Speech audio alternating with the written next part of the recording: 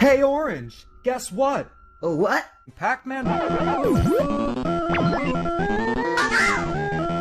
Pac-Palooza continues. Today we'll be taking a look at what I found out to be the best-selling Pac-Man game, Pac Man Collection for the Gameboy Advance. Thanks Soshi for that fun fact.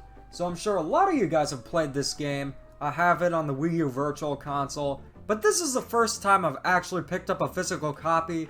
It cost me a whopping $2, so let's begin. So taking a look at the games, we have Pac Man Arrangement, Pac-Man, Pac Attack, which I've never played surprisingly, and Pac-Mania.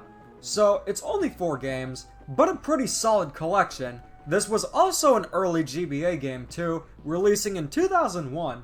So let's take a look at this collection, see how it is, and at the time I'm sure this would have retailed for like $35 or so, and we'll see if it's worth it, because back then, playing Pac-Man on the go was a novel concept. So with Pac-Man, we have 2 options being full screen and scroll. The UI is very similar, in fact identical to Namco Museum on the GBA, which is a game I've had for years that contains Miss Pac-Man, Galaga, Dig Dug, and I think a few other games as well.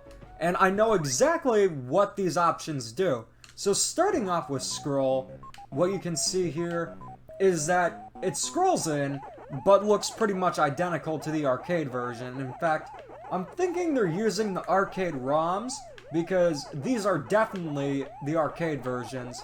So when you use scroll, the stage scrolls where you can see it better and it looks nicer, but you won't see ghosts sometimes, and you just have to decide what you prefer.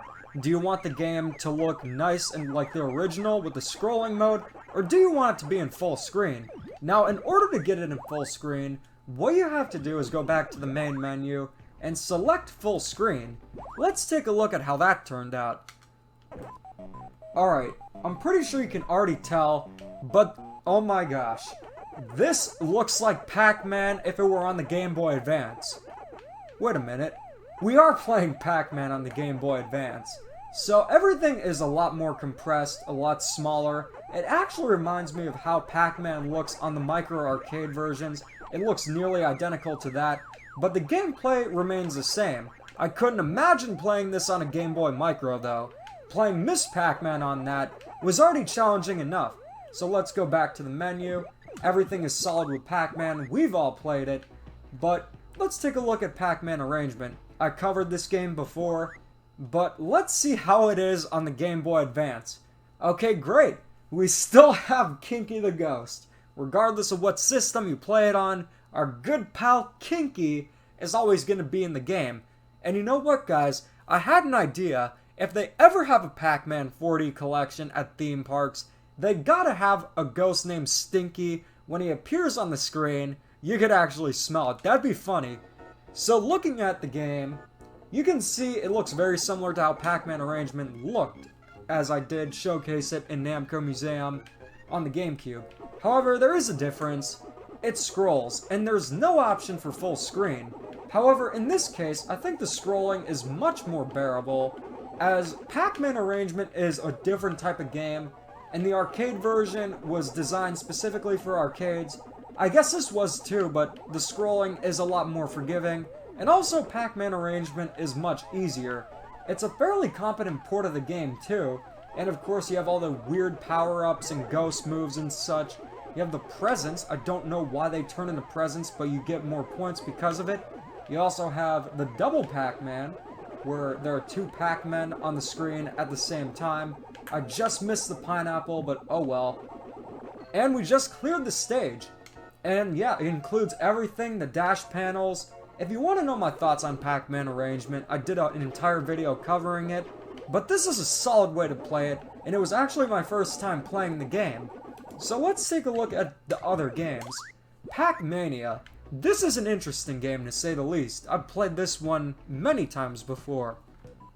Like I said in the Namco Museum video, I actually played this at an arcade where the graphics were red and black just like the Virtual Boy, but I haven't found any information on it about the internet or on the internet, so please let me know if you've seen it because I found that very bizarre. So Pac-Mania is known for having dazzling 3D graphics. in the late 80s, and that it does. So with Pac-Mania, it initially scrolled to begin with, so this is pretty much an exact port. But with Pac-Mania, you can jump over the ghost, making it much easier than the regular Pac-Man. The main problem I face playing Pac-Man is getting squished by the ghost and ambushed by them. Here, you can jump over some of the ghosts. As long as your timing's good, it's a fairly simple game. So the first stage is made out of Legos. I actually think the first stage is a theater, or wait, that's different. Yeah, it's not the theater, that's just the second stage. But it's a fun game. It's very cool, it's an interesting take on Pac-Man. It is weird that you can jump, it does kind of feel like cheating and makes the game easier. But out of all the official sequels to Pac-Man, this one felt the most like Pac-Man for certain. Super Pac-Man is fun, Pac-and-Pal is even more fun, but those games have very different mechanics. At its core, this is exactly what you'd expect from Pac-Man. Eat the dots, and then progress to the next stage. But with the scrolling mechanic, some people might not like that. It did make Junior Pac-Man a little divisive, and playing this on a Game Boy Advance, if you have sensitivity to scrolling, you definitely will feel more dizziness. I do feel a little bit dizzy myself playing the game, but it's still a pretty good port of the game, and is exactly what you'd expect from Pac-Mania. So this is going to be my first time playing Pac Attack, believe it or not. So you're going to hear my first impressions of the game, but before we get into that, what do I think of the collection so far? Well, if you were to play Pac-Man on the Game Boy Advance, this is certainly a great way to do it. In fact, I think it's the only way to do it, because Namco Museum on the Game Boy Advance had different games. But there are some issues I have with it, mainly just, 4 games is solid but not great, and the scrolling, it definitely can get just a bit jarring at times, but you definitely get used to it. But for Pac Man Arrangement and Pac-Man, I always prefer them to be in full screen, so I'd rather just play Namco Museum on the GameCube, but playing it portably, you definitely have this as an option, but now there are other options that exist, like Namco Museum for the Switch. You had Namco Museum on the DS, which didn't have scrolling and was on a handheld, and then you had other versions and such, probably on the PSP. I don't have one, but yeah, this is a fairly good game and fairly understandable. So it's like Tetris in a way, where the main objective is to have the blocks fall, and the ghosts turn blue when you stack them, kind of like Dr. Mario too. So the main goal is to play, or have Pac-Man eat the ghost, I think? Yeah. So already, this is a very easy puzzle game to understand, and with a puzzle game, you definitely want it to be easy to understand, because that's what makes them fun. When you get more complex, like Yoshi, I'm not talking about Yoshi's Cookie, that game is actually very fun, I'm just talking about standard Yoshi. It becomes to the point where it's more cryptic than fun. That's how I felt after playing Yoshi, also known as Mario and Yoshi in PAL territories, but like I said, this is my first time playing the game, so I'm obviously not going to be very good at it, but it's fun. I'm really enjoying it.